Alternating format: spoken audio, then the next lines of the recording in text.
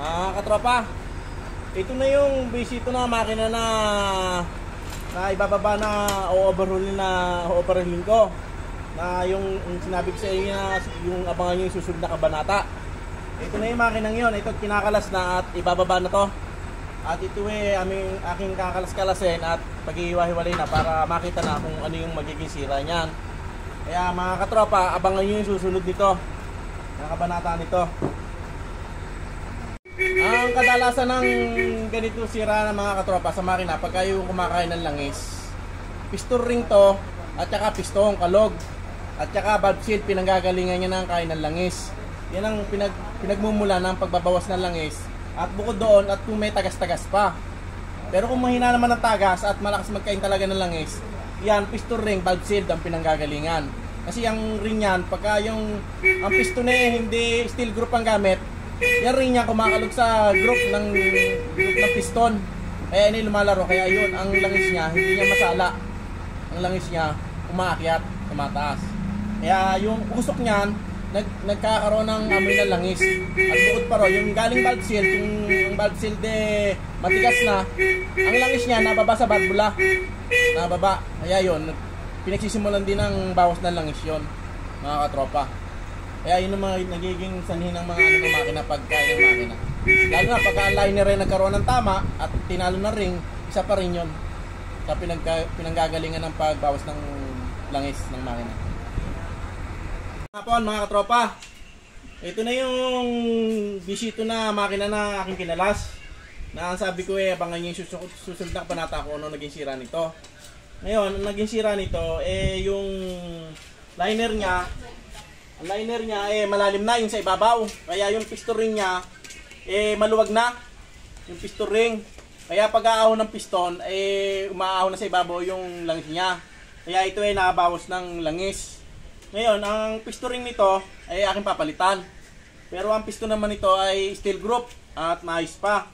At yung liner nito ibabaliktad na rin para ang memeka niya ng jeep maka-menos-menos ng konti.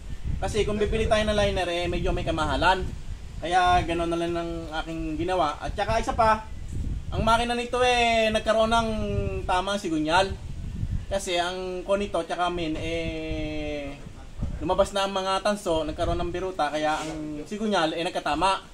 Ngayon ito ay aking dinala sa machine shop. Sa machine shop na aking tigdalan. Kaya shoutout nga pala sa machine shop na Balye sa machine shop. Shoutout nga pala. Tropa.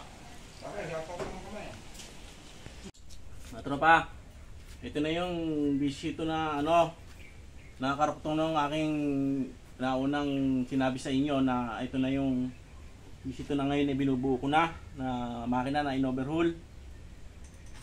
Na ito naman nagawa naman ng paraan. Dinala sa machine shop.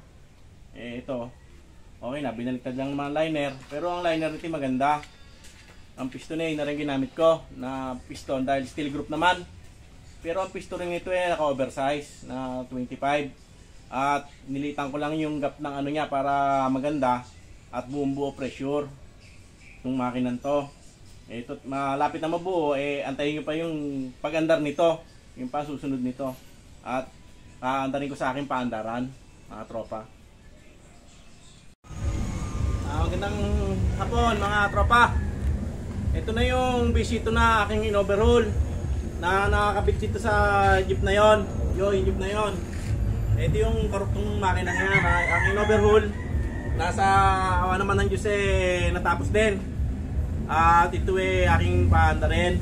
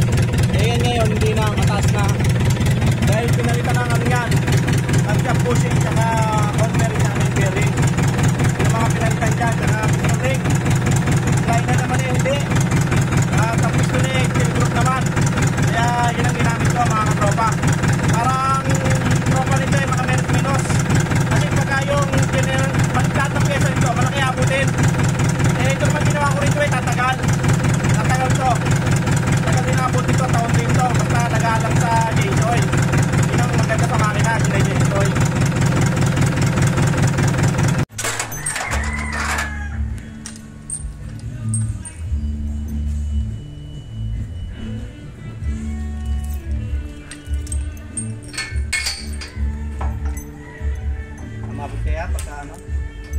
Yes, ilalim na yan. Abot.